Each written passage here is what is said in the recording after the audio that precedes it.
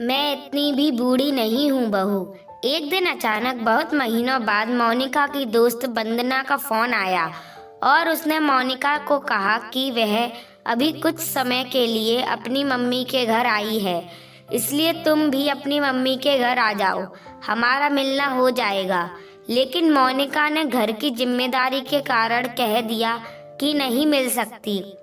तभी वंदना बोली, यार जब देखो तब तू बस यही कहती है कि नहीं मिल सकती। घर के काम की जिम्मेदारी हमारे ऊपर भी है, लेकिन यह तो नहीं कि जिम्मेदारियां निभाते निभाते खुद की खुशियों को ही भूल जाए या फिर किसी से मिलना जुलना ही छोड़ दे। तू देख लेना, यह जिम्मेदारियां कभी खत्म नहीं होंगी। एक दिन तू ही इन जिम्मेदारियों को निभाते निभाते खत्म हो जाएगी। और हाँ सॉरी, आज तो मैंने तुझसे कह दिया कि मुझे मिलना है और मिलकर बहुत सारी बातें करनी है, लेकिन अब कभी नहीं कहूँगी कि मिलना है। मोनिका की सहेली वंदना ने गुस्से से फोन काटते हुए कहा।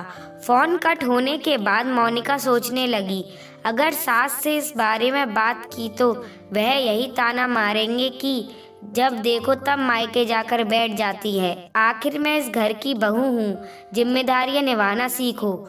यह सब सोचकर मोनिका उदास हो गई। मोनिका के उदास मुंह को देखकर सास बीना जी ने कहा, क्या हुआ बहू, किसका फोन था, क्या कह रहा था? बीना जी सवालों पर सवाल करने लगी। तभी मोनिका बोली, माँ जी यह फोन मेरे बचपन की दोस्त का था। वह सर्दियों की छुट्टी में अपने मायके आई हुई है तो मुझसे मिलना चाहती है, इसलिए कह रही थी कि मैं भी कुछ दिन के लिए मायके आ जाऊं ताकि बचपन के सुनहरे पल फिर से एक बार जी सकें, पुरानी यादें ताज़ा कर सकें। और काफ़ी साल हो गए एक दूसरे को देखे हुए, तो बहुत सारी बातें सुननी और सुनानी हैं, लेकिन मैंने उससे मना कर दिया कि मैं नहीं आ सकती। वह गुस्सा हो गई और फ़ोन कट कर दिया उसने। मोनिका ने उदास मन से कहा। सास ने कहा, तूने मिलने से मना क्यों किया? ओह, मतलब फ़ोन पर कहा होगा कि मेरी सास मुझे आने नहीं देगी, घर की सारी जिम्मेदारी मेरे ही कंधों पर है।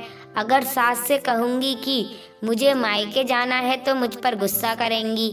मतलब सास से बिना पूछे ही अपनी सहेली को जवाब दे दिया। देख बहू, तेरी सहेली बिल्कुल सही कह रही थी कि जिम्मेदारियां कभी खत्म नहीं होती हैं, बल्कि समय के साथ एक नई जिम्मेदारी बढ़ती जाती है और इन जिम्मेदारियों के बोझ तले हम अपनी ख्वाहिशों को भूल जाते हैं। सुन बहू, तू जा, जल्दी से पैकिंग कर ले और कुछ दिन अपने मायके जाकर अपनी सहेली से मिल और दोनों मिलकर खूब मौज मस्ती करो, बीना जी ने मोनिका को समझाते हुए कहा। तभी मोनिका बहू बोली, नहीं माँ जी, आपकी तबीयत वैसे भी ठीक नहीं रहती है और घर का सारा काम आपसे नहीं हो पाएगा। वैसे ही सर्दी है और सर्दी में आपको अस्थमा से ज़्यादा दिक्कत होती है। मैं आपको अकेले छोड़कर नहीं जा सकती।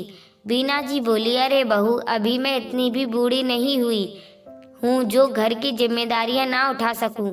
मैंने बोला ना, सब संभाल लूंगी। जा तू कुछ दिन अपने लिए जी ले।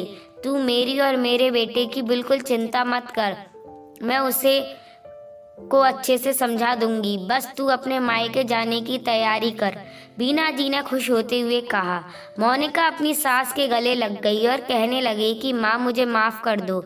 मैं सोच रही थी कि अगर मैंने आपसे कहा कि मुझे मायके जाना है तो कहीं आप मुझे ताना ना मारो या फिर घर की जिम्मेदारियां समझाने लगोगी। इस डर की वजह से मैं आपसे कह नहीं पा रही थी, लेकिन मुझे नहीं पता था कि मेरी सासू माँ नए विचारों की है, नई सोच की है, जैसे कि आजकल सभी को होना चाहिए। धन्यवाद माँ जी, मुझे कुछ दिन के लिए अपनी जिम्मेदारियों से आज़ाद करने के लिए। और तुरंत मोनिका ने खुश होकर अपनी सहेली वंदना को फ़ोन किया और खुशखबरी दी कि मैं तुझसे मिलने आ रही हूँ। यह सुनकर वंदना भी खुश थी और दोनों सहेलियां फ़ोन पर ही कल मिलने पर क्या क्या मस्ती करनी है प्लान करने लगी। और उधर सासू माँ अपनी बहू मोनिका के चेहरे पर मुस्कान देखकर बहुत खुश हो रही थी।